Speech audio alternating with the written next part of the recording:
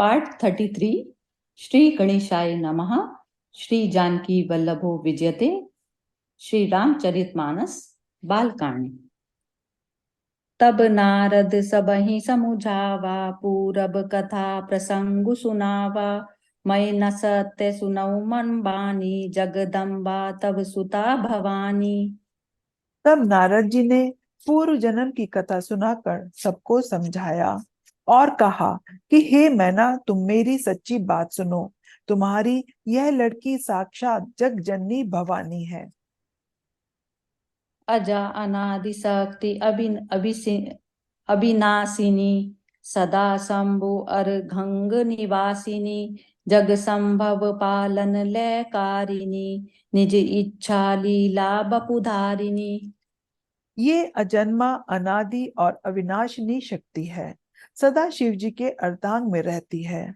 ये जगत की उत्पत्ति, पालन और संहार करने वाली है और अपनी इच्छा से ही लीला शरीर धारण करती है। जन्मी प्रथम दक्ष गृह जाई, नाम सती सुंदर तनु पाई। तहु सती शंकरी विवाही, कथा प्रसिद्ध सकल जग माही। पहले ये दक्ष के घर जाकर जन्मी थी।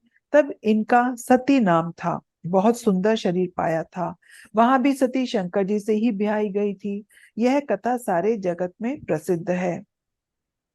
एक बार आवत शिव संगा, देखो रघुकुल कमल पतंगा। भयउ मोह शिव कहा न कीना, भ्रम बस बेशु सिय कर लीना।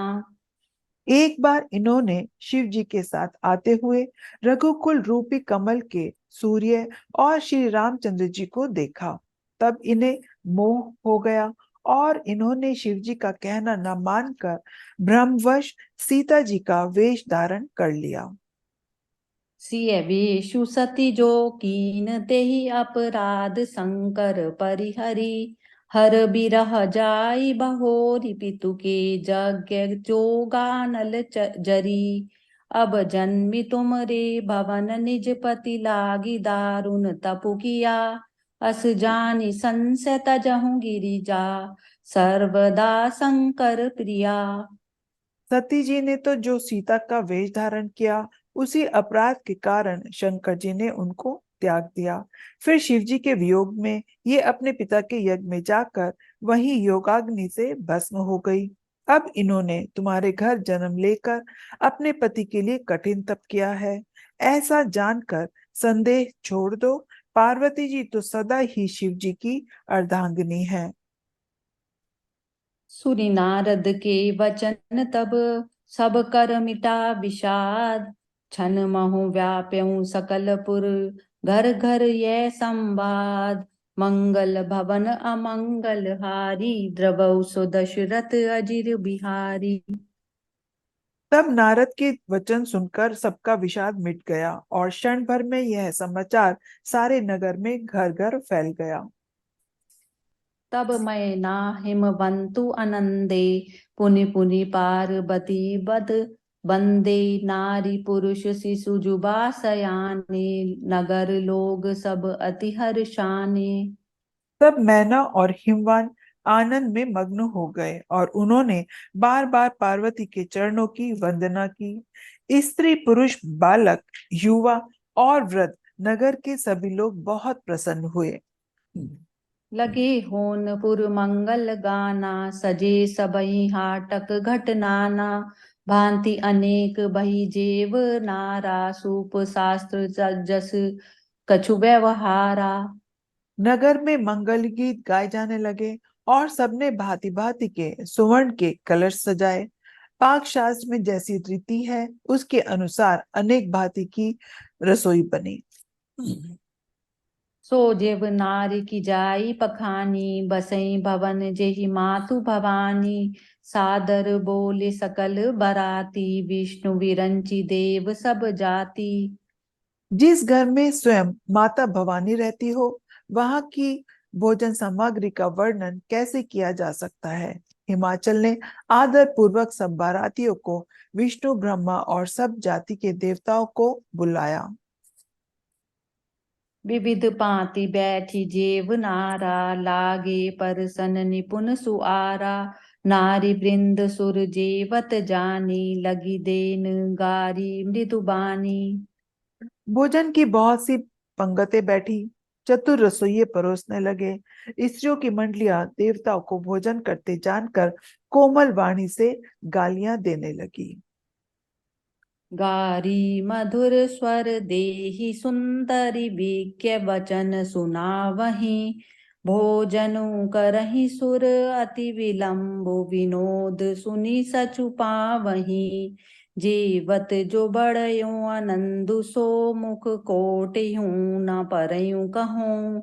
अचवाई दीन्हि पान गवने, बास जह जाको रयो। सब सुंदरी स्त्रियां मीठे स्वर में गालियां देने लगी और व्यंग भरे वचन सुनाने लगी। देवगण विनोद सुनकर बहुत सुख अनुभव करते हैं, इसलिए भोजन करने में बड़ी देर लगा रहे हैं। भोजन के समय जो आनंद बढ़ा वह करोड़ों मुंह से भी नहीं कहा जा सकता। भोजन करने पर सबके हाथ मुंह धुलवाकर पान दिए गए। फिर सब लोग जो जहां ठहरे थे वहां चले गए। बहुरी मुनहि हिमवंत कहूँ, लगऊ सुनाई आई। समय बिलो की विवाह कर, पठे देव बुलाई। मंगल भवन अमंगल हारी, द्रवौ सो दशरथ अजिर बिहारी। फिर मुनियों ने लौटकर हिमवान को लगन सुनाई और विवाह का समय देखकर देवताओं को बुला लिया। बोली सकल सुर साधर लीने, सबहि जथोचित आसन दीने। वेदी वेद विधान संवारी, सुभग सुमंगल गावहि नारी। सब देवताओं को आदर सहित बुलवा लिया और सबको यथा योग्य आसन दिए। वेद की रीति से वेदी सजाई गई और स्त्रियां सुंदर श्रेष्ठ मंगल गीत गाने लगी। सिंहासनु अति दिव्य सुहावा, जाई नवरन विरंचर बनावा। बैठे शिव विप्रनः सिरुनाई, हृदय सुमिरि निज प्रभु रघुराई। वेदिका पर एक अत्यंत सुंदर दिव्य सिंहासन था, जिसका वर्णन नहीं किया जा सकता, क्योंकि वह स्वयं ब्रह्मा जी का बनाया हुआ था। ब्राह्मणों को सिर नवाकर और हृदय में अपने स्वामी श्री रघुनाथ जी का स्मरण करके शिव जी उस सिंहासन पर बैठ गए। बहुरी मुनि सन उमा बुलाई, करि सिंगारु सखी से लै आई। देखत रूप सकल सुर मोहे, बरन छवि अस जग कवि कोहे। फिर मुनीश्वरों ने पार्वती जी को बुलाया। सखियां श्रृंगार करके उन्हें ले आई। पार्वती जी के रूप को देखते ही सब देवता मोहित हो गए। संसार में ऐसा कौन कवि है जो उस सुंदरता का वर्णन कर सके। जगदम्बिका जानि भव भामा, सुरन मन ही मन कीन प्रणामा। सुंदरता मर जाद भवानी, जाई न कोटिहूँ बदन बखानी। पार्वती जी को जगदम्बा और शिव जी की पत्नी समझकर देवताओं ने मन ही मन प्रणाम किया। भवानी जी सुंदरता की सीमा है, करोड़ों मुखों से भी उनकी शोभा नहीं की जा सकती। कोटिहूँ बदन नहीं बने बरनत, जग जननी शोभा महा। सकुचहि कहत श्रुति शेष, सारद मंद मति तुलसी कहा। छवि खानी मातु भवानी, गवनी मध्य मंडप शिव जहाँ। अवलोकि सकहि न सकुच पति पद, कमल मनु मधु करु तहाँ। जगत जननी पार्वती जी की महान शोभा का वर्णन करोड़ों मुखों से भी करते नहीं बनता। वेद, शेष जी और सरस्वती जी तक उसे कहते हुए सकुचा जाते हैं, तब मद बुद्धि तुलसी किस गिनती में है। सुंदरता और शोभा की खान माता भवानी मंडप के बीच में जहां शिव जी थे वहां गई। वे संकोच के मारे पति के चरण कमलों को देख नहीं सकती, परंतु उनका मन रूपी भौरा तो वही रसपान कर रहा था। मुनि अनुशासन गणपतहि, पूजेहु शंभु भवानी। को सुनि संशय करी जनी, सुर अनादि जिय जानी। मंगल भवन अमंगल हारी, द्रवहु सो दशरथ अजिर बिहारी। मुनियों की आज्ञा से शिवजी और पार्वती जी ने गणेश जी का पूजन किया। मन में देवताओं को अनादि समझकर कोई इस बात को सुनकर शंका ना करे कि गणेश जी तो शिव पार्वती जी की संतान है, अभी विवाह से पूर्व ही वे कहाँ से आ गए। जय सिया राम। जय सिया राम।